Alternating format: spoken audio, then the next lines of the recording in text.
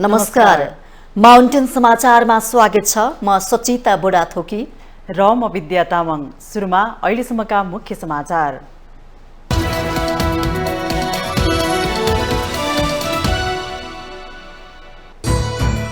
राष्ट्रपतिबाट प्रमाणीकरण भएको नागरिकता विधेयक कार्यान्वयन नगर्न सर्वोच्चको अल्पकालीन अन्तरिम आदेश। विपक्षीको नाममा कारण देखाऊ आदेश पनि जारी।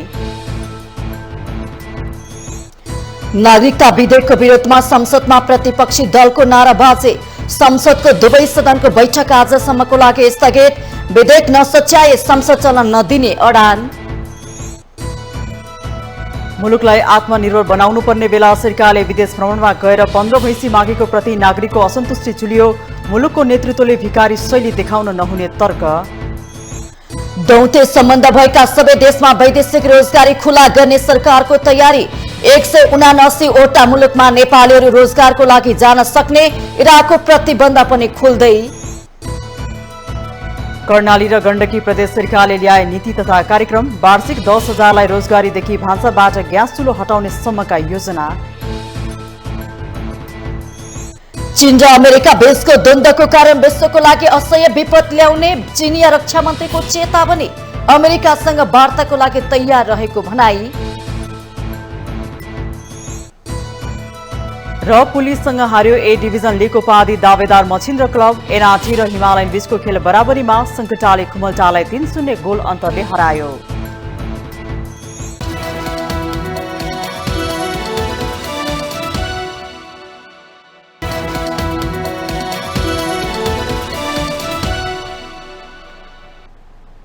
अब समाचार विस्तारमा।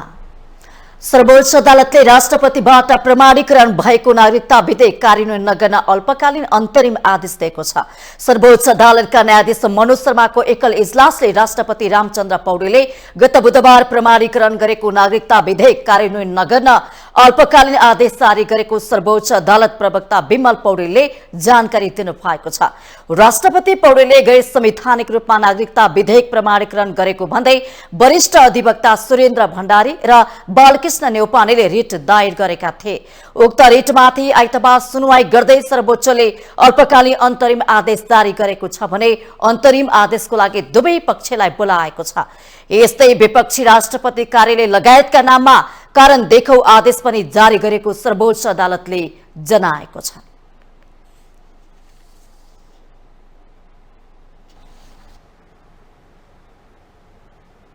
राष्ट्रपति रामचन्द्र पौडेलले नागरिकता विधेयक प्रमाणीकरण गरेको विषयमा आपत्ति जनाउँदै प्रमुख प्रतिपक्षी दल नेकपा एमाले सहितका 3 दलले प्रतिनिधि सभाको बैठकमा अवरोध गरेका छन्। आइतबार बसेको प्रतिनिधि सभाको बैठकमा नेकपा एमाले, रासपा र राप्रपाका सांसदहरूले नाराबाजी गरे। राष्ट्रपति रामचन्द्र पौडेलले नागरिकता विधेयक प्रमाणीकरण गर्दा प्रक्रिया नपुर्याएको भन्दै उनीहरूले विरोध जनाएका हुन्। आइतबारको बैठकको सुरुमै एमालेका प्रमुख सचेतक पदम गिरीले नागरिकता विधेयक प्रमाणीकरणमा संविधानको उल्लङ्घन भएको र फुलबारी नाकाको साटोमा कालापानी छाड्न तयार रहेको भन्ने प्रधानमन्त्रीको अभिव्यक्तिको विषयमा जवाफ नदिउन्जेल चल्न नदिने चेतावनी दिनुभयो। सम्माननीय प्रधानमन्त्री भारतीय भ्रमणमा निस्कनुभयो। उहाँले हामी भूपरिवेष्टित राष्ट्रले समुद्रसम्म हामीले एक्सेस पाउने कुरा हाम्रो स्वाभाविक कुरा हो, त्यो हाम्रो अधिकारको कुरा हो, त्यो कुनै ठुलो कुरा होइन। तर यहाँ त के भएको छ भने फुलबारी बन्दरगाहको रुट प्राप्त गर्नका निम्ति नेपालको पश्चिमको कालापानी लिम्बुवाधुरा लिपुलेक क्षेत्र पनि हामीले दिन तयार छौँ भन्ने जस्तो कुरा आज गएर गर्ने कुराले सिङ्गो राष्ट्रको शिर निहुरिएको छ। हामीलाई अपमान बोध भएको छ। राष्ट्रियताको प्रति एउटा गम्भीर किसिमको प्रश्न चिन्ह यसले उब्जाउने काम भएको छ। यस्ता कुराहरू चाहिँ प्रधानमन्त्रीबाट आउनु भनेको निकै दुःखद कुरा हो। सभामुख महोदय, यस्ता कुरा चाहिँ माननीय प्रधानमन्त्रीज्यूले यस्तो त्रुटि सच्याउनुपर्छ। राष्ट्रिय स्वतन्त्र पार्टीका प्रमुख सचेतक सन्तोष परियाले नागरिकता पाउनु नेपालीको अधिकार भए पनि प्रक्रिया नै नपुगेको भन्दै आफ्नो पार्टीलाई स्वीकार्य नभएको चेतावनी दिनुभयो। सभामुख महोदय, यो राजनीतिक विषय हो, यो नेपालको सुरक्षासँग जोडिएको विषय हो, यो मानव अधिकारसँग जोडिएको विषय हो र सँगसँगै यो भू राजनीतिसँग पनि जोडिएको विषय हो। यसर्थ यो गम्भीर विषयमा संसद विशेष समयमा छ, संसदमा खास काम छ भनेर हामीलाई संसदमा बोल्न दिइरहने अनि सरकार लुसु आफ्नो काम गर्ने यो रवैयालाई अब राष्ट्रिय स्वतन्त्र पार्टीले स्वीकार्दैन। यसर्थ हामी गम्भीर भएर भन्न चाहन्छौँ, सरकारले यो रोकोस्, सरकारले यसलाई संशोधन गरोस्। नेपाली जनतालाई नागरिकता पाउनुपर्ने अधिकारको लागि राष्ट्रिय स्वतन्त्र पार्टी सदन र सडकमा जहाँसुकै सङ्घर्ष गर्न तयार छ। यस्तै राष्ट्रिय प्रजातन्त्र पार्टीका संसदीय दलका नेता राजेन्द्र लिङदेनले लामो समयसम्म प्रमाणीकरण नगरेको विधेयक भारत भ्रमण अघि किन प्रमाणीकरण गरियो भन्ने विषयमा सरकारले जवाब दिनुपर्ने बताउनुभयो। नागरिकता मात्रै नभएर राष्ट्रपतिले रेशम चौधरीलाई आम माफी दिएको विषयमा पनि आपत्ति रहेको प्रश्न पार्नुभयो। किन यो नागरिकता विधेयक प्रमाणीकरण गर्नु परेन अथवा सरकारको चासोको विषय भएन र भारत भ्रमण गर्नुभन्दा 1-2 घण्टा अगाडि मात्रै त्यसलाई किन प्रमाणीकरण गर्नु पर्यो? कसको स्वार्थको लागि र कसको खुसीको लागि यो काम गरियो? यसको जवाब चाहियो। हामी जवाब चाहन्छौँ। राष्ट्रपति भन्ने संस्थालाई जुन प्रकारले दलीय स्वार्थको लागि दुरुपयोग गरिराखिएको छ, सत्ता स्वार्थको लागि दुरुपयोग गरिराखिएको छ, यो केवल नागरिकता विधेयकको कुरा प्रमाणीकरणको कुरा मात्र होइन, यो आम पनि हामी प्रश्न उठाउन। भारत भ्रमण सहितको विषय प्रधानमन्त्रीले जवाफ नदिन्जेल संसद अघि बढ्न नसक्ने उहाँको चेतावनी थियो। प्रतिपक्षी दलको अवरोधपछि प्रतिनिधि सभाको बैठक आज बिहान 11 बजेसम्मका लागि स्थगित गरिएको छ।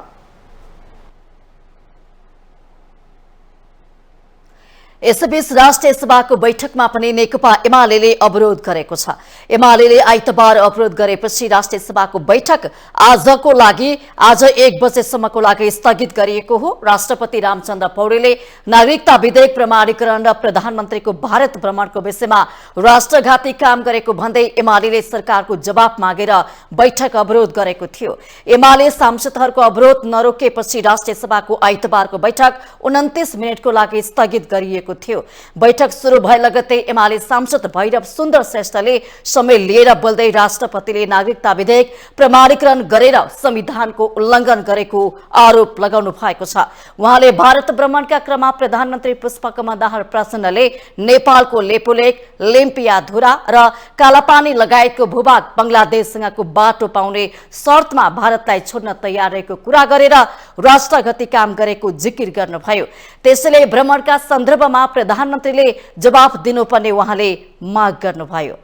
बंगलादेश जानका निम्ति जुन फुलबारी राजमार्ग चाहिँ छ त्यो बाटो चाहिँ साटो सकिन्छ भन्ने खालको कुरा जसरी आएर चाहिँ त्यसपछि अलिक गम्भीर ध्यान आकर्षण भएको छ। यसरी राष्ट्रलाई राष्ट्रघात हुने गरी हाम्रो प्रधानमन्त्रीले त्यो जमिन साटफेर गर्ने कुराहरू के चाहिँ राख्नु भयो, सदनलाई के जानकारी दिनु पर्यो, यी सवाललाई लिएर हामीले नेकपा एमाले समेतको तर्फबाट यी माग राखेका छौँ।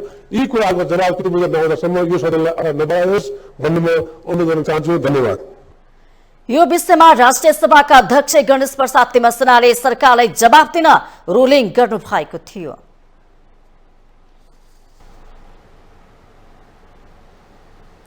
राष्ट्रपति रामचन्द्र पौडेलले प्रमाणीकरण गरेको नागरिकता विधेयक तथा प्रधानमन्त्री प्रचण्डले भारत भ्रमणकै क्रममा अतिक्रमित नेपाली भूमि कालापानी सहितसँग पूर्वी नाकाबाट बंगलादेश जाने बाटो लिन सकिने भनी दिइएको भनिएको अभिव्यक्तिलाई लिएर प्रतिपक्षी दल आक्रोशित बनेका छन्। यसले गर्दा बजेटमाथिको छलफल प्रभावित हुने सम्भावना पनि उत्तिकै बढेको छ। एक रिपोर्ट। नागरिकता विधेयक प्रमाणीकरणको विषयलाई प्रतिपक्षी दलले ठूलै मुद्दा बनाउने सम्भावना देखिएको छ। आइतबार प्रतिनिधि सभामा प्रमुख प्रतिपक्षी दल नेकपा एमालेसँगै रासपा र राप्रपाले यो मुद्दालाई चर्काउने संकेत गरेका छन्।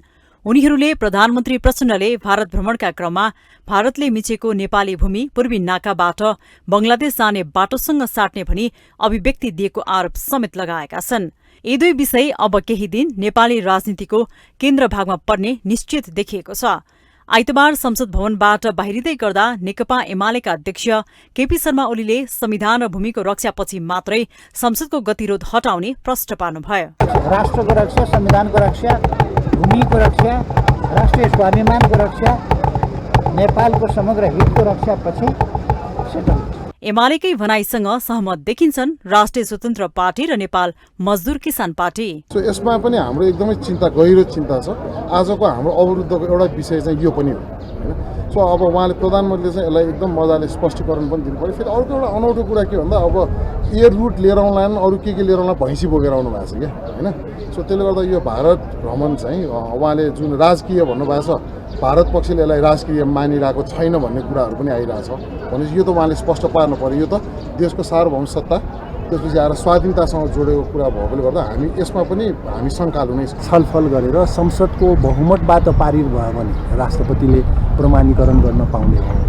अब पहिलेकै राष्ट्रपतिको नाम छ, त्यहाँ पहिलेकै सभामुखको नाम छ। अहिलेको सभामुख पनि फरक, अहिलेको राष्ट्रपति पनि फरक। त्यसकारण यो जुन नागरिकता विधेयकमा प्रमाणीकरण भयो त्यो संविधान अनुसार, संसदीय व्यवस्था अनुसार यो मिल्दैन। सत्ता समर्थित राष्ट्रिय जनमोर्चा भने एमाले नागरिकता विधेयक प्रमाणीकरणका लागि जस लिन नपाएकाले संसदमा विरोध गरेको बताउँछ। यद्यपि राष्ट्रपतिले प्रमाणीकरण गरेको नागरिकता विधेयकप्रति उसको पनि असन्तुष्टि देखिन्छ। अहिले प्रतिपक्षले गरेको चाहिँ बन्द जहाँसम्म छ, यो चाहिँ अङ्गीकृत नागरिकबाट जन्मेकालाई वंशजको दिन पर्छ भन्ने नै हुन्छ। राष्ट्रिय जनमोर्चा मात्रै एउटा यस्तो पार्टी हो संसदमा जसले अङ्गीकृतबाट जन्मेकालाई वंशजको नागरिकता दिनै मिल्दैन। यता नेकपा माओवादी केन्द्रका सांसद माधव सापकोटा भने एमाले गरेको संसद अवरोधलाई नाजायज भएको टिप्पणी गर्नुहुन्छ। गएको हो अब आज उहाँले त्यही विषयलाई लिएर संसदलाई अवरुद्ध गरिराख्नु भएको छ। भित्र संवाद त भइराखेकै छ। मलाई लाग्छ जुन स्तरबाट उहाँले यो उठाइराख्नु भएको छ धेरै जायज कुरा चाहिँ होइन। कांग्रेसभित्र पनि राष्ट्रपतिले प्रमाणीकरण गरेको विधेयकप्रति असन्तुष्टि देखिन्छ। कांग्रेस सांसद प्रदीप पौडेल विधेयक प्रमाणीकरणको प्रक्रियामा त्रुटि भएको स्वीकार गर्नुहुन्छ। प्रमाणीकरणको समय पनि नमिलेको उहाँको टिप्पणी छ। अघिल्लो राष्ट्रपतिले संविधानको जे व्यवस्था हो त्यसलाई कुल्चिनुभयो, मिच्नुभयो, त्यो कुरा स्वाभाविक थिएन र त्यो अघिल्लो राष्ट्रपतिले प्रमाणीकरण नगरेको जुन नागरिकता सम्बन्धी विधेयक थियो त्यो विधेयक पछिल्लो चरणमा चाहिँ संसदमा दर्ता गरिनुपर्छ। संसदमा दर्ता गरेर चाहिँ सांसदका बीचमा छलफल भइसकेपछि सभामुखले त्यसलाई राष्ट्रपति कहाँ प्रमाणित गर्नका लागि पठाउनु पर्थ्यो। नागरिकता जस्तो संवेदनशील विषयलाई दलहरूले भोटतान्ने अस्त्र बनाउँदा मुलुकको राजनीति नै धमिलिने खतरा बढेको छ। माउन्टेन टेलिभिजन एसडीका लागि विद्या तामाङको रिपोर्ट। प्रधानमन्त्री प्रचण्डको भारत भ्रमणको क्रममा नेपाली प्रतिनिधि मण्डलका सदस्यहरूले देखाएको कूटनीतिक मर्यादाका विषयलाई लिएर विभिन्न टीका टिप्पणीहरू भइरहेका छन्। गान्धीको समाधि स्थलमा मन्त्रीहरूले खिचेको फोटो होस् वा आफ्नी शोके सचिव छोरी गंगा दाहाललाई उच्च स्तरीय भेटघाटको क्रममा प्रधानमन्त्री प्रचण्डले दिएको महत्व। अर्को चर्चाको विषय बन्यो नेपाललाई दिएको मुद्रा भैँसे। प्रधानमन्त्रीले आफ्नो मुलुक टेक्दै गर्दा भारतीय दूतावास मार्फत जारी विज्ञप्तिमा उल्लेखित मुद्रा भैँसी अनुदानको विषयले नेपालीहरू आफूहरू हेपिएको महसुस गरेका छन्। एक रिपोर्ट।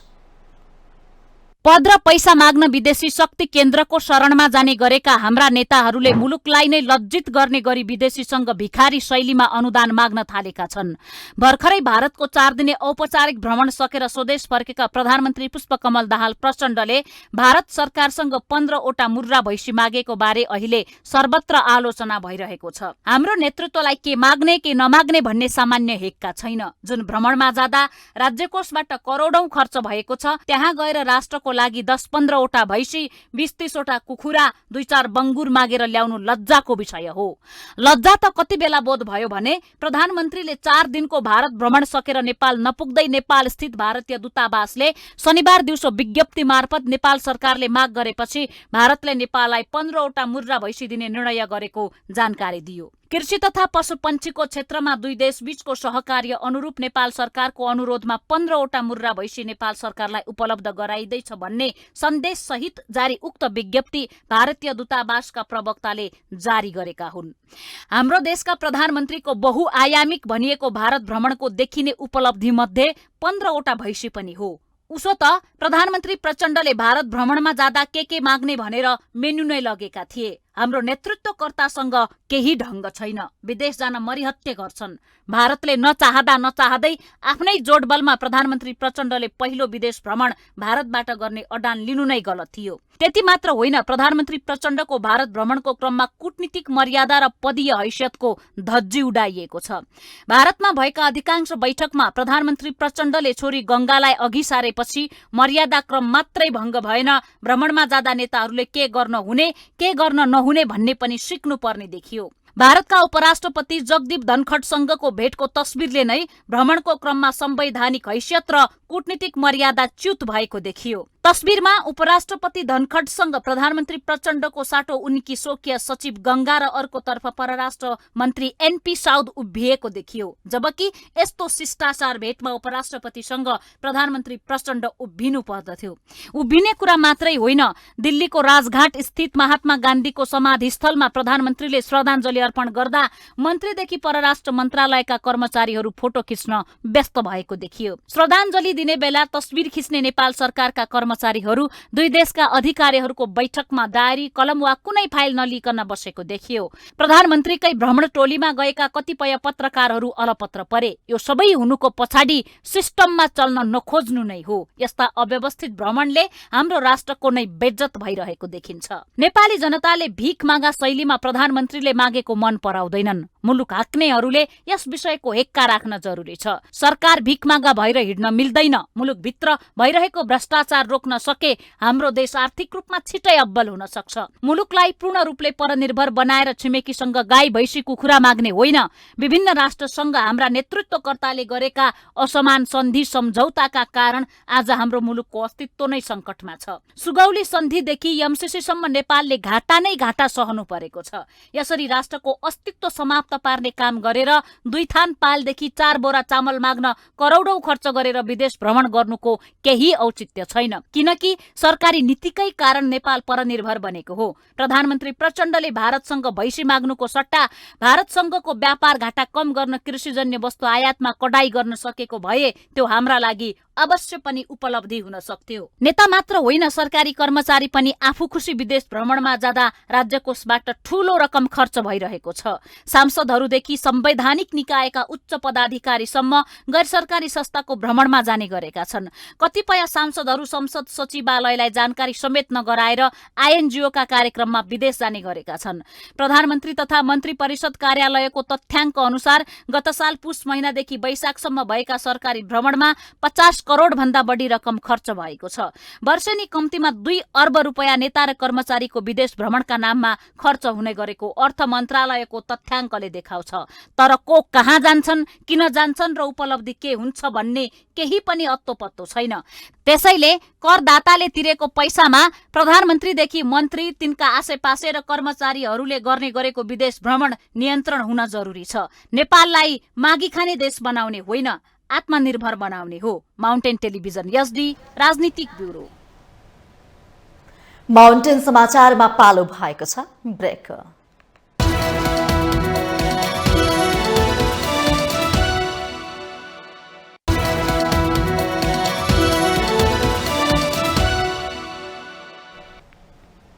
ब्रेकपछि स्वागत छ। अब बाँकी समाचार। सरकारले दौत्य सम्बन्ध भएका सबै मुलुकमा वैदेशिक रोजगारीका लागि खुल्ला गर्ने तयारी गरेको छ। श्रम रोजगार तथा सामाजिक सुरक्षा मन्त्रालयले प्रतिबन्धमा रहेका इराकमा समेत वैदेशिक रोजगारी खुल्ला गर्न गृह कार्य गरिरहेको छ। योजना अनुसार नेपालसँग द्विपक्षीय कूटनीतिक सम्बन्ध स्थापित भएका सबै देश वैदेशिक रोजगारीका लागि खुल्ला भएमा थप 71 सहित कुल 179 वटा देशमा नेपालीहरूले रोजगारीको लागि जान पाउने मन्त्रालयको भनाइ छ। सरकारले खुल्ला गरे पनि सबै देशबाट नेपाली श्रमिकको माग आउँछ भने सुनिश्चित भने छैन, तर कसैले माग ल्याएमा श्रम स्वीकृति दिन नरोकिने सरकारको तयारी छ। सिंहदरबारमा पत्रकार सम्मेलन गर्दै मन्त्रालयले इराकको अवस्था विगतको जस्तो नभएको भन्दै नयाँ परिवेश मूल्याङ्कन गरेर वैदेशिक रोजगारीका लागि खुल्ला गर्ने तयारी भइरहेको जनाएको हो। पत्रकार सम्मेलनमा श्रम रोजगार तथा सामाजिक सुरक्षा मन्त्री शरद सिंह भण्डारीले वैदेशिक रोजगारीलाई थप सुरक्षित र मर्यादित बनाउने दावी गर्नुभयो। उहाँले वैदेशिक रोजगारमा गएका र फर्केका मानिसको पनि एकिन डाटा राख्न विभागहरूलाई निर्देशन समेत दिनुभयो। मन्त्री भण्डारीले अवैधानिक रूपमा नेपालबाट विदेश गएकाहरूलाई मान्यता दिने सरकारको तयारी रहेको जानकारी दिनुभयो। सरकारको मुख्य उद्देश्य श्रम बजारसम्म श्रमिकको सरल पहुँच र श्रम बजारमा आवश्यकता अनुसारको श्रमिकलाई तयार गर्नु रहेको मन्त्री भण्डारीको भनाइ थियो। सेफर माइग्रेसनको कुराहरू आएका छन्, विभिन्न प्रोजेक्टहरू छन् र उनीहरूलाई कमसेकम फर्केर आएपछि सिकेको सिप र आएको चाहिँ अलिकति पुँजीलाई अनि यो मुलुकको चाहिँ निर्माणको निम्ति लगाउन सक्ने अवस्था चाहिँ रहन्छ जस्तो मलाई लागेको छ। मुख्य उद्देश्य भनेको चाहिँ नि श्रम बजारसम्म श्रमिकको चाहिँ नि सरल पहुँच र कुनै किसिमको बीचमा चाहिँ कुनै एक्सप्लोइटेसन नहोस्, कुनै किसिमको बीचमा उनीहरूसँग कुनै किसिमको चाहिँ नि उनीहरूले चाहिँ के भने शोषण नहोस् भन्ने हिसाबमा श्रम बजारमा आवश्यकता अनुसारको श्रमिकलाई तयार गरेर उपयुक्त प्रविधिबाट पुर्याउने हिसाबले र श्रमको चाहिँ के भने बजारमा चाहिँ नि बढाउने कुरा चाहिँ नि यो मन्त्रालयको उद्देश्य छ। उहाँले मन्त्रालय अन्तर्गतका विभागहरूले वैदेशिक रोजगारीका विषयमा इमानदारीताका साथ काम गर्नुपर्ने आवश्यकता रहेको पनि बताउनुभयो।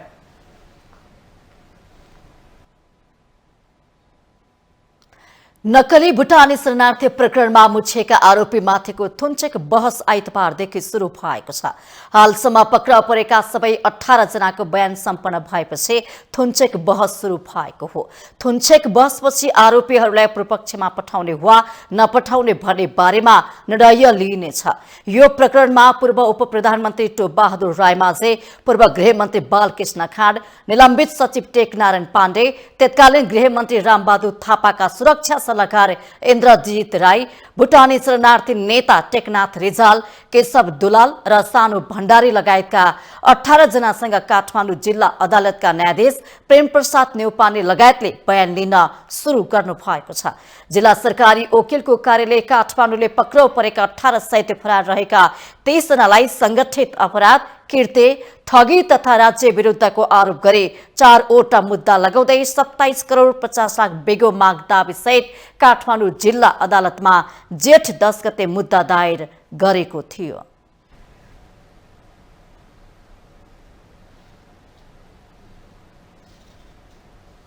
कर्णाली प्रदेश सरकारको नीति तथा कार्यक्रम सार्वजनिक भएको छ।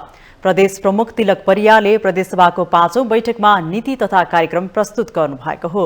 समृद्ध कर्णाली, सुखारी कर्णालीवासी दीर्घकालीन सोच अनुरूप आर्थिक सम्पन्नता, सामाजिक न्याय, गरिबी निवारण, रोजगारी सृजना र उत्पादन लक्षित नीति तथा कार्यक्रम रहेको छ।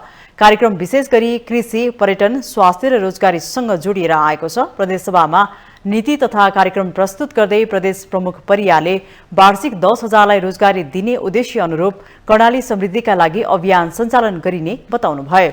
यो योजना मुख्यमन्त्री राजकुमार शर्माले मुख्यमन्त्रीको पदभार ग्रहण गर्दा गरेको निर्णय हो। यस्तै विगतदेखि कार्यान्वयनमा रहेका मुख्यमन्त्री रोजगार कार्यक्रम, दलित रोजगार र मुख्यमन्त्री महिला आय आर्जन कार्यक्रमलाई परिमार्जन सहित निरन्तरता दिएको छ भने प्रदेशलाई अर्ग्यानिक प्रदेशको रूपमा विकास गरिने बताइएको छ। प्राङ्गारिक मल कारखाना स्थापनाका लागि सम्भाव्यता अध्ययन गरिने नीति तथा कार्यक्रममा उल्लेख छ। यस्तै वन तथा कृषिमा आधारित मझौला तथा साना उद्योगलाई ब्याज उपलब्ध गराउने नीति लागू गरिने बताइएको छ। 3 तारे होटल निर्माण गरेमा सरकारले त्यहाँसम्म पुर्याउने पूर्वाधारको विकास गरिदिने भएको छ। यस्तै 1 जिल्ला 1 उद्योग ग्राम स्थापना गरिने प्रावधान लागू गरिने नीति तथा कार्यक्रममा उल्लेख गरिएको छ, जुन यसअघिकै कार्यक्रम हो। वन पैदावारमा आधारित उद्योगलाई मेसिनरी वस्तुमा सहयोग गरिने भनिएको छ। उत्पादनमूलक उद्योग स्थापना गरेमा त्यहाँसम्म पुग्ने बाटो लगायतका पूर्वाधारको विकास प्रदेश सरकारले गरिदिने भएको छ। पर्यटन क्षेत्रलाई लक्षित गर्दै रारा, सेफोक, सुकुण्डो, पञ्चकोशी, पचाल झरना लगायतका महत्त्वपूर्ण पर्यटकीय स्थलमा होमस्टेको योजना लागू गरिने जनाइएको छ। यस्तै सुर्खेत विमानस्थललाई विस्तार गरिनुका साथै बाल सुधार गृह स्थापना गर्ने सरकारले घोषणा समेत गरेको छ। खेलकुदको क्षेत्रमा 10औं खेलकुद राष्ट्रिय प्रतियोगिता आयोजनालाई लक्षित गर्दै पूर्वाधार विकास र 5 पको रणनीति अपनाएको छ।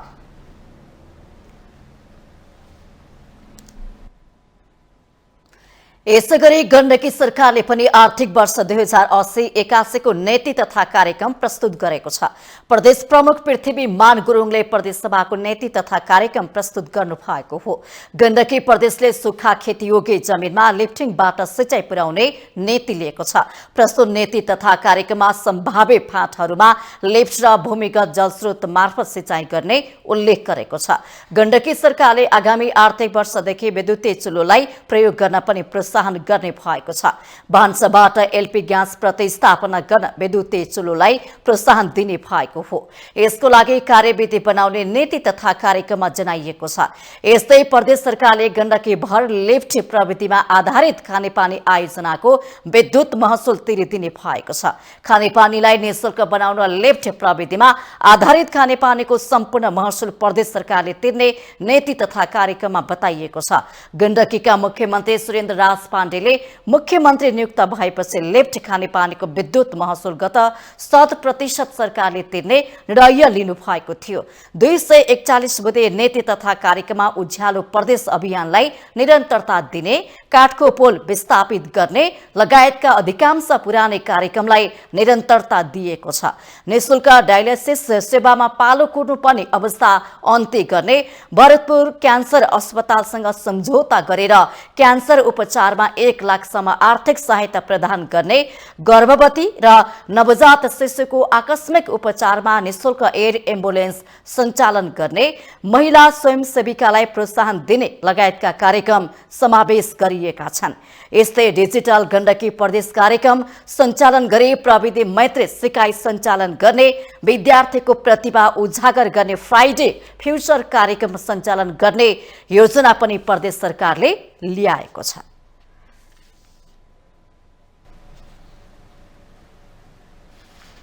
निर्माण व्यवसायीहरूले आगामी असार 4 गतेभित्र सबै आयोजनाहरूको म्याद नथपेको निर्णय सरकारले नगरे निर्माण सम्बन्धी सबै कामहरू ठप्प पार्ने चेतावनी दिएका छन्।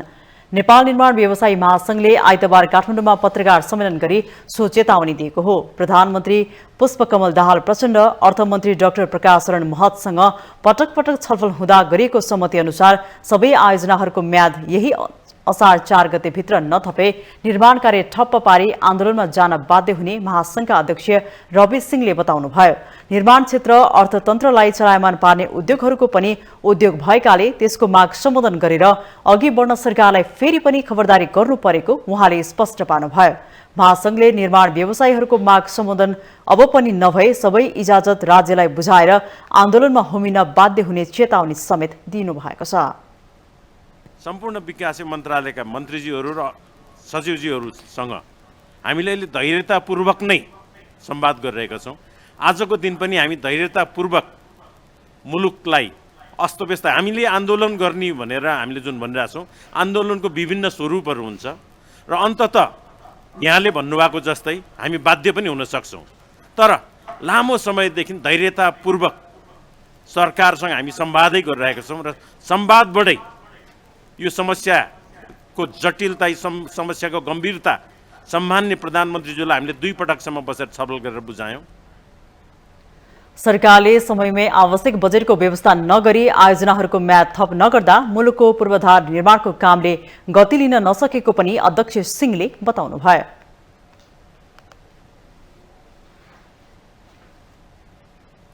माउन्टेन समाचारमा पालो भएको छ अर्को ब्रेकको।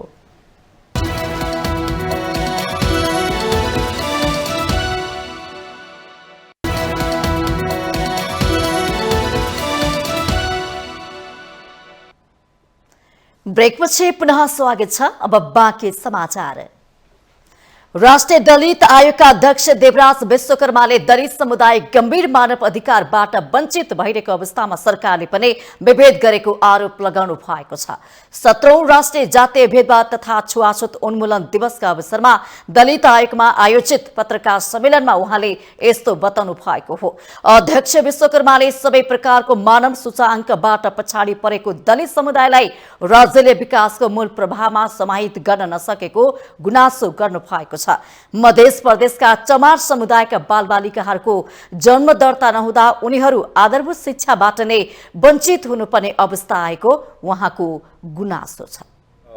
नेपाल सरकारले जम्मै दलितहरूलाई पछाडि छुटाइराखेको छ। कसैलाई पछाडि नछोडौँ, सँगसँगै लिएर अगाडि बढौँ भन्ने विश्वव्यापी आह्वान छ।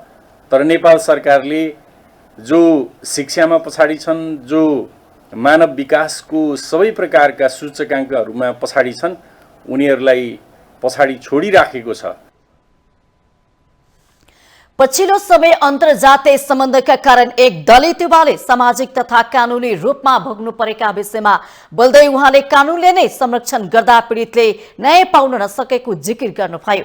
अझै पनि दलित समुदायलाई हेर्ने सामाजिक मनोवृत्ति पूर्ण रूपमा परिवर्तन हुन नसकेको अध्यक्ष विश्वकर्माको भनाइ छ। प्रयोग गरेर समाजका ठुला बडाहरूलाई प्रयोग गरेर, राजनीतिक दललाई प्रयोग गरेर, गुण्डाहरूलाई प्रयोग गरेर त्यो उमेर पुगेका जोडीहरूलाई पनि छुटाउने खालको काम हाम्रो समाजले, हाम्रो समाजका मान्छेहरूले त्यो गरिराखेका छन् र त्यो खेदजनक छ र त्यसका विपक्षमा उभिन, पैरवी गर्न र जनमत सिर्जना गर्नका लागि म सञ्चारकर्मी मित्रहरूलाई पनि अनुरोध गर्न चाहन्छु। सीमित स्रोत साधनका बावजुद पनि वञ्चितीकरणको शिकारमा परेका दलित समुदायले राज्यको मूल प्रवाहमा ल्याउन निरन्तर लागि परेको आयोगले जनाएको छ।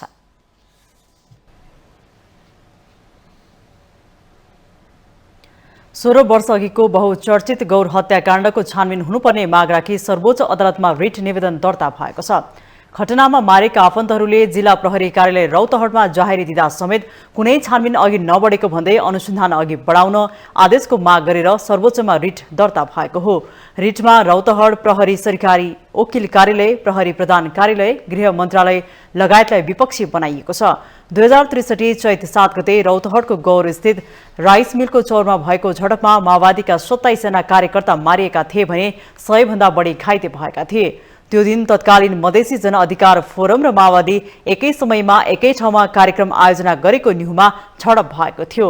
लामो समयदेखि कुनै अनुसन्धान अघि नबढेको यो घटनाको अनुसन्धान अघि बढाउन राष्ट्रिय मानव अधिकार आयोगले पनि गत पुसमा सिफारिस गरेको थियो। आयोगले जनता समाजवादी पार्टी जसपाका अध्यक्ष उपेन्द्र यादव सहित 130 जना माथि अनुसन्धान अघि बढाउनु पर्ने भनी आदेश दिएको थियो। गौर हत्याकाण्डपछि छानबिनका लागि सरकारले जाँचबुझ आयोग गठन गरेको थियो। आयोगले जाहेरी परेको एवं घटनामा संलग्न भनी उनीहरूको नाम किटेको थियो। मानव अधिकार आयोगले त्यही आधारमा उनीहरूमाथि छानबिन गर्नु भनेको हो। आयोगले दिएको निर्देशन समेत कार्यान्वयन नगरेको भन्दै त्रिभुवन शाह लगायतले सर्वोच्च अदालतमा रिट निवेदन दर्ता गराएका हुन्।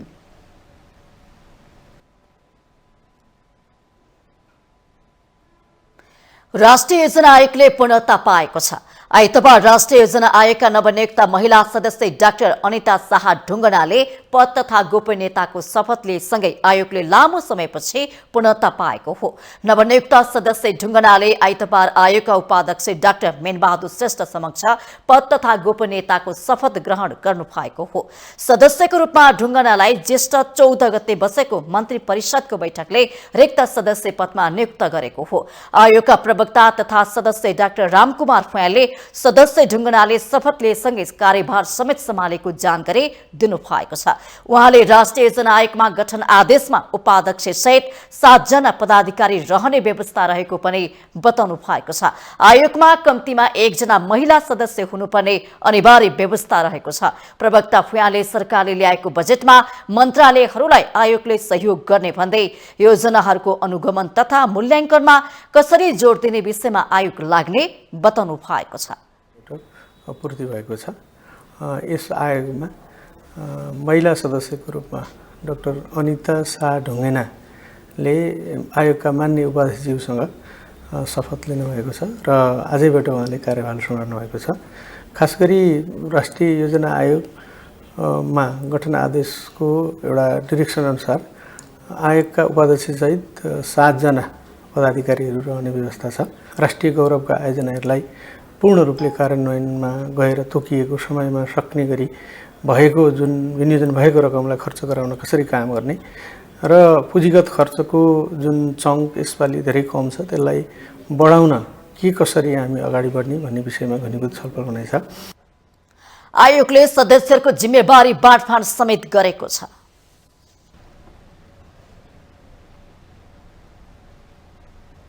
नेपाल राष्ट्र बैंकका गभर्नर महाप्रसाद अधिकारीले नेपाल र भारत बीच क्रस बोर्डर डिजिटल पेमेन्टमा भएको सम्झौताले दुई देश बीचको भुक्तानीमा थप सहज हुने बताउनु भएको छ। आइतबार आर्थिक मिडिया सञ्चालक संघसँगको भेटमा गभर्नर अधिकारीले यस्तो बताउनु भएको हो। उहाँले प्रधानमन्त्री पुष्पकमल दाहाल प्रचण्डको भारत भ्रमणको क्रममा भएको क्रस बोर्डर डिजिटल पेमेन्टलाई सहज गर्ने गरी Nepal clearing house limited SCHL र भारतको national payment cooperation of India NPCI बीचको सम्झौताले दुई मुलुक बीच डिजिटल कारोबारमा सहजता ल्याउने प्रश्न पार्नुभयो। गभर्नर अधिकारीले नेपालमा डिजिटल पेमेन्टको पूर्वाधार निर्माण गर्ने SCHL लाई राष्ट्र बैंकले आवश्यक सहयोग गर्ने पनि बताउनुभयो। नेपाल र भारत बीच भएको क्रस बोर्डर डिजिटल पेमेन्ट सम्झौताले भारतबाट नेपाल आउने पर्यटकको भुक्तानीको समस्या हल गर्ने उहाँको भनाइ थियो। गभर्नर अधिकारीले नेपालबाट भारत जाने विद्यार्थी, उपचार गर्न जाने बिरामी, पर्यटक र तीर्थयात्रीहरू सबैले नोट साट्नुपर्ने बाध्यता हट्ने भन्दै भुक्तानीलाई व्यवस्थित बनाउने विषयमा गृह कार्य गरिरहेको बताउनुभयो। नेपालबाट इन्डिया जाने स्टुडेन्ट, मेडिकल फेसिलिटी दिने अथवा टुरिज्मकै लागि जानेहरू, तीर्थयात्रीहरू सबैलाई एक खालको केही अप्ठ्यारो थियो या नोट सटाइको लागि दौडधुप गरिराख्नु पर्थ्यो भने अब डिजिटल विषयपछि त्यो सहज हुनेछ भोलि। अब हामी यसको लागि अरू होमवर्कहरू गर्नेछौँ अनि इन्टिग्रेसन गर्ने सिलसिलामा चाहिँ कहीँ टेक्निकल कुराहरू हुन्छ, दुईवटा एजेन्सी बिच ती कामहरू हुन्छ र राष्ट्रियबाट दिनुपर्ने सहमति स्वीकृति हामी चाहिँ सेन्ट्रल ब्याङ्कको लेभलमा पनि छुट्टै टास्क फोर्सहरू बनिएको छ यो प्रयोजनलाई। प्रधानमन्त्री प्रचण्ड र भारतीय समकक्षी नरेन्द्र मोदी बीच गत बिहिबार क्रस बोर्डर डिजिटल पेमेन्टका लागि समझदारी भएसँगै दुवै देशबीच हुने डिजिटल भुक्तानी कारोबारले मान्यता पाउने भएको हो।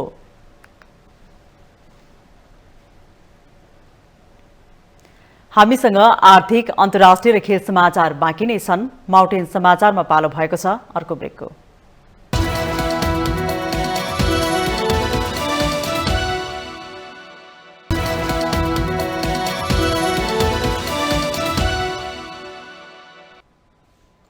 ब्रेकपछि पुनः स्वागत छ। अब पालो आर्थिक समाचारको। आर्थिक समाचारको साथमा जगदम्बा सुपर साइन तथा ग्याल्बा प्लस जीवनभरको भरोसा। रिद्धि सिद्धि सिमेन्ट रोबोटिक ल्याबमा बनेको स्मार्ट सिमेन्ट।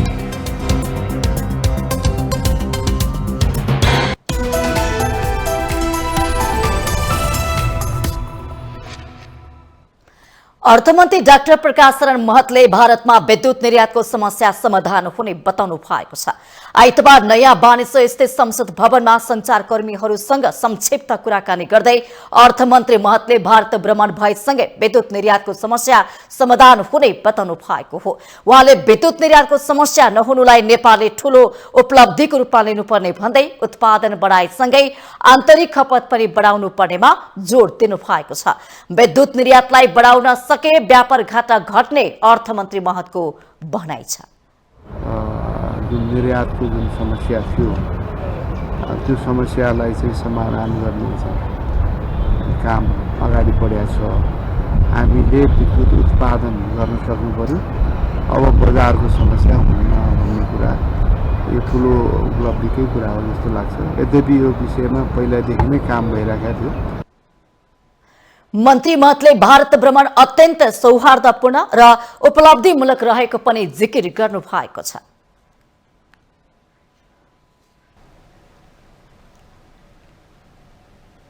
अब पालो अन्तर्राष्ट्रिय समाचारको।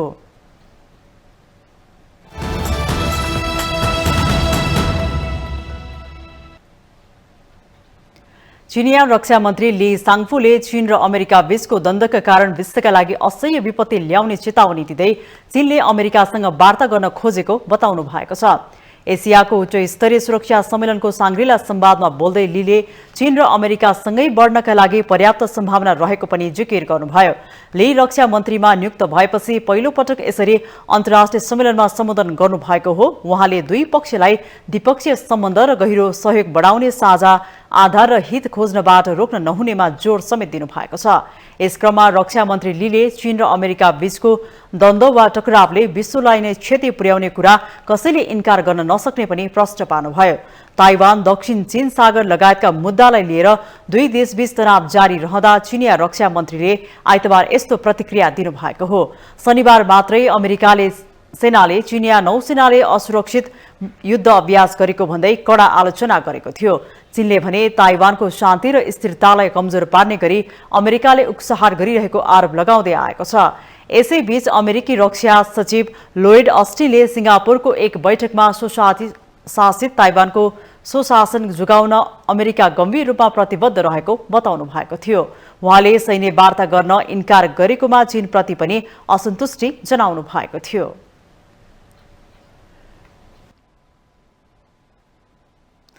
धेरै वर्षदेखि पाकिस्तानको सैन्य संस्थापनले इमरान खानलाई देशको रक्षक मानेको थियो, तर पछिल्लो समय परिस्थिति उल्टिएको छ। सरकारको नेतृत्वबाट बाहिरको 1 वर्षमै उनले सेनाको लागि अपराजय चुनौती बन्ने छाँट देखाएका छन्। पाकिस्तानी सेनाले इमरान खानको क्रोधबाट आफूलाई जोगाउन आफ्नो सम्पूर्ण शक्ति प्रयोग गरिरहेको छ। एक रिपोर्ट। इमरान खान र उनको पार्टीले देशव्यापी दमन खेपिरहँदा पाकिस्तान ठप्प जस्तै भयो। चर्को महँगीबाट आक्रान्त पाकिस्तानमा अहिले इतिहासकै सबैभन्दा गर्मी याम चलिरहेको छ। देशको सम्पूर्ण ध्यान अब इमरान खानले के गर्लान् र उनलाई दबाउन सैन्य संस्थापनले के गर्न सक्छ भन्नेमा देखिन्छ। 1 वर्ष अघि उनलाई सत्ताबाट हटाइएपछि उनका समर्थकहरूले खानलाई पक्राउ गरियो भने देशमा आगो बाल्ने चेतावनी दिएका थिए। धेरै पटकको असफल प्रयासपछि अर्धसैनिक बलको एउटा समूहले मे 9 मा उनलाई पक्राउ गर्यो। खान पक्राउ पर्दा देशमा डढेलो चाहिँ फैलिएन, तर उनका समर्थकहरूले सैनिक शिविरहरूमा धावा बोले। पाकिस्तानमा सम्भवतः सबैभन्दा सुरक्षित ठानिएको जनरल हेडक्वार्टर्स भनिने सैन्य मुख्यालय क्षेत्रमा मानिसहरू प्रवेश गरे र सैनिक लोगो भएका साइनबोर्डहरू कुल्चिए। पाकिस्तानमा प्राय सबैजसो प्रधानमन्त्रीको सेनासँग विवाद हुनु परम्परा जस्तै बनिसकेको छ। देशका पहिलो निर्वाचित प्रधानमन्त्री जुल्फिकर अली भुट्टोलाई फाँसी दियो। उनकी छोरी बेनजीर भुट्टोलाई 2 पटक प्रधानमन्त्रीबाट हटाइयो। नवाज शरीफ पनि प्रधानमन्त्रीबाट अपदस्थ भए। इमरान खान पक्राउ परेपछि उनका समर्थकहरूले मूलधारका राजनीतिक शक्तिहरूले अहिलेसम्म गर्न नसकेको काम गरे। उनीहरू सड़क प्रदर्शनमा ओलिएनन्, बरु सैनिक शिविरहरूमा प्रवेश गरे अनि पाकिस्तानी जनतालाई त्यहाँका सैनिक जनरलहरू कसरी बसिरहेका छन् भनेर देखाए। आफूलाई पक्राउ गर्नुअघि खानले पाकिस्तानका सेना प्रमुख जनरल आसिफ मुनिरप्रति लक्षित गर्दै आफ्नो राजनीतिक पार्टीलाई समाप्त गर्न खोजेको आरोप लगाएका थिए। खानले त्यहाँको सैनिक संस्थापनलाई नै ध्रुवीकृत गरिदिएका छन् भन्ने बुझाइ पनि कसै कसैमा छ। कतिपय अधिकारी र उनीहरूका परिवार नै इमरान खानप्रति मोहित देखिएका छन्। खानलाई सरकारबाट हटाइएपछि उनका समर्थकहरू उद्वेलित बनेका छन्। खानका अधिकांश समर्थकहरू महिला र युवा छन्, जसले यसअघि कहिले पनि मतदान गरेका छैनन् र कुनै पनि राजनीतिक र्यालीमा संलग्न भएका छैनन्। दर्जनौं भ्रष्टाचारका मुद्दाहरू, गिरफ्तारी र सेना विरूद्ध आक्रमण मार्फत सेनाले खानलाई उनले हद नाकेको स्पष्ट सन्देश दिइरहेको छ। सेनाले आफ्नो शहीदहरूबारे एउटा गीत सार्वजनिक गरेर मानिसहरूको मन जित्न खोजिरहेको छ। पाकिस्तानको सेनाले आफ्नो फौजमा पनि खानका समर्थकहरू छन् कि भनेर खोजी गरिरहेको छ। सेनाले खानको पीटीआई पार्टीका धेरै नेता तथा कार्यकर्तालाई पक्राउ गरेर सैनिक शिविरहरूमा भएका आक्रमणमा सहभागीहरूलाई सैनिक अदालतमा मुद्दा चलाएर उनको पार्टीलाई छिन्न भिन्न गर्ने प्रयास गरिरहेको छ। इमरान खानले आफ्नो कार्यकर्ताहरूलाई दासताको जीवनभन्दा मृत्यु रोज्न भनिरहेका छन्। यो राजनीतिक गतिरोधका कारण पाकिस्तानका सर्वसाधारण जनताहरू भने मारमा परेका छन्। अन्तर्राष्ट्रिय एजेन्सीहरूको सहयोगमा विद्या तामाङको रिपोर्ट। अब पालो खेल समाचारको।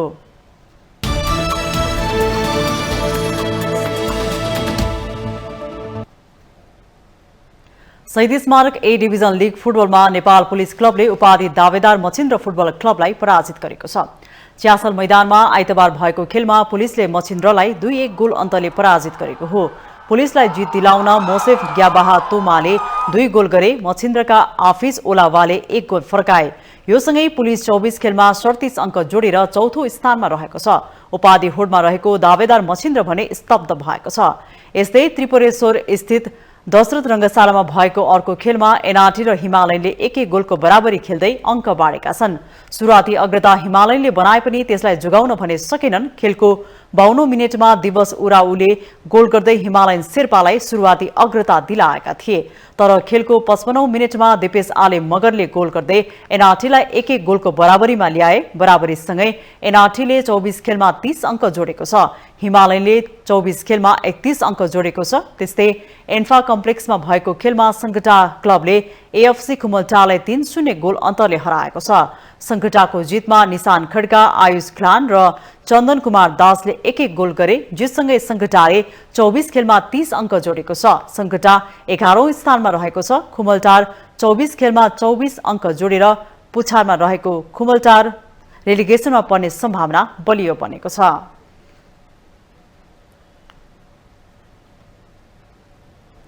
मलेसियासँगको 5 खेलको टी20 क्रिकेट श्रृङ्खला नेपालले जितेको छ।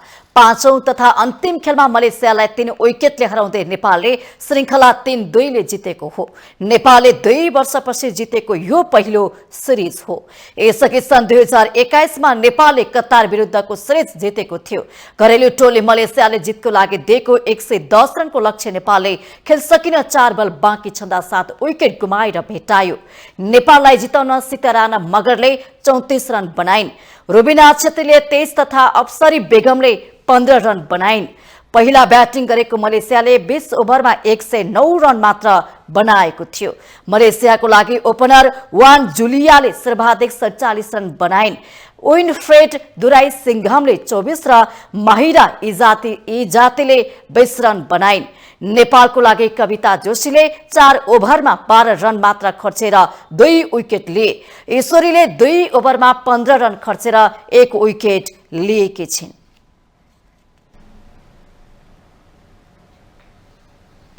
नेपाली स्पिनर सन्दीप लामिछाने राष्ट्रिय टोलीसँग अभ्यास खेलका लागि आज साँझ दक्षिण अफ्रिका जाने भएका छन्। जिल्ला अदालत काठमाडौँले उनी विरुद्धको बलात्कार सम्बन्धी मुद्दाको पेशी आगामी असार 29 गतेका लागि तोकेपछि नेपाल क्रिकेट संघले सन्दीपलाई दक्षिण अफ्रिका पठाउने भएको हो। क्यानका कार्यवाहक सचिव दुर्गाराज पाठकले सन्दीपलाई सोमबार साँझ दक्षिण अफ्रिका जाने पुष्टि गरेका हुन्। सन्दीपलाई राष्ट्रिय टोलीसँग अभ्यास खेलमा सहभागी गराउन दक्षिण अफ्रिका पठाउने निर्णय भएको हो।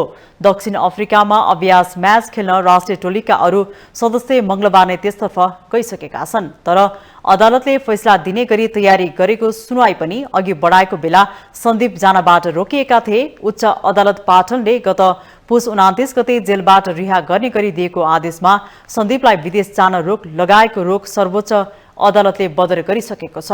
तर सन्दीपले हरेक 21 दिनमा जिल्ला अदालतमा उपस्थित हुनुपर्ने बाध्यात्मक प्रावधानले उनी मंगलबार त्यहाँ जान पाएनन्। यसबीचमा यो मुद्दालाई लिएर सन्दीपका वकिलहरूले कम्तीमा 1.5 महिना पर पेशी सार्न अदालतमा निवेदन दिएका थिए। अदालतबाट उक्त निवेदन स्वीकृत हुँदै अर्को पेशी आगामी असार 29 गतेलाई मात्र तोकेपछि सन्दीप दक्षिण अफ्रिका आज जाने भएका हुन्। दक्षिण अफ्रिकामा नेपालले 4 वटा अभ्यास खेल खेल्नेछ। त्यसपछि टोली त्यहीबाट विश्वकपको ग्लोबल छनौट खेल्नमा सहभागी हुन जिम्बाब्वे उड्नेछ।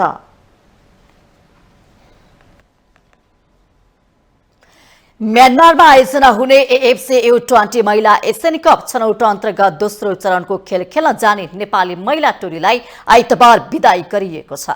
ललितपुर स्थित अखिल नेपाल फुटबल संघ एन्फा मुख्यालयमा आइतबार एन्फाले एक कार्यक्रमको आयोजना गरेर म्यानमारमा छनौट खेल्न जान लागेका नेपाली महिला टोलीलाई विदाई गरेको हो।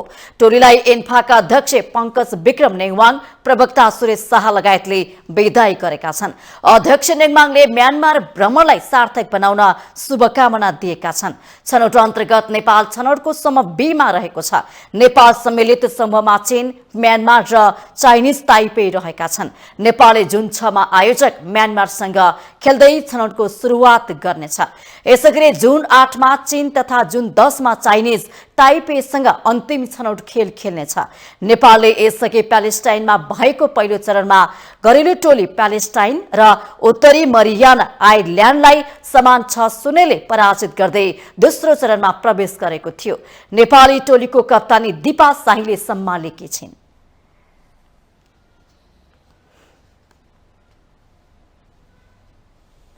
माउन्टेन समाचारमा पालो भएको छ ब्रेक।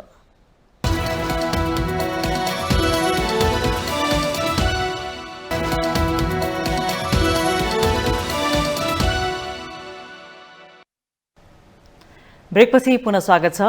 यो सँगै हामी माउन्टेन समाचारको अन्त्यमा आइपुगेका छौं। जाँदा जाँदै मुख्य समाचार पुनः एकपटक।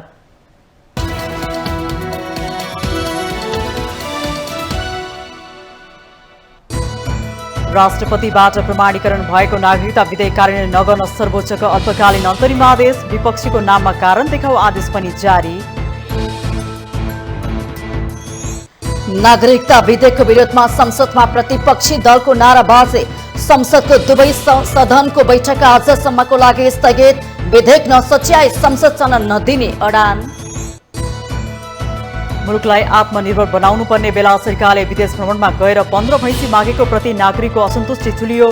मुलुकको नेतृत्वले भिखारी शैली देखाउन नहुने तर्क। दौते सम्बन्ध भएका सबै देशमा वैदेशिक रोजगारी खुला गर्ने सरकारको तयारी। 179वटा मुलुकमा नेपालीहरू रोजगारको लागि जान सक्ने इराकको प्रतिबन्ध पनि खुल्दै। कर्णाली र गण्डकी प्रदेश सरकारले ल्याए नीति तथा कार्यक्रम। वार्षिक 10,000लाई रोजगारीदेखि भान्साबाट ग्यास चुलो हटाउने सम्मका योजना। चीन र अमेरिका बीचको द्वन्द्वको कारण विश्वको लागि असह्य विपत्ति ल्याउने चिनिया रक्षा मन्त्रीको चेतावनी। अमेरिकासँग वार्ताको लागि तयार रहेको भनाई। र पुलिससँग हार्यो ए डिभिजन लिगको उपाधि दावेदार मछिन्द्र क्लब। एनआरटी र हिमालय बीचको खेल बराबरीमा सङ्कटाले खुमलटारलाई 3-0 गोल अन्तरले हरायो।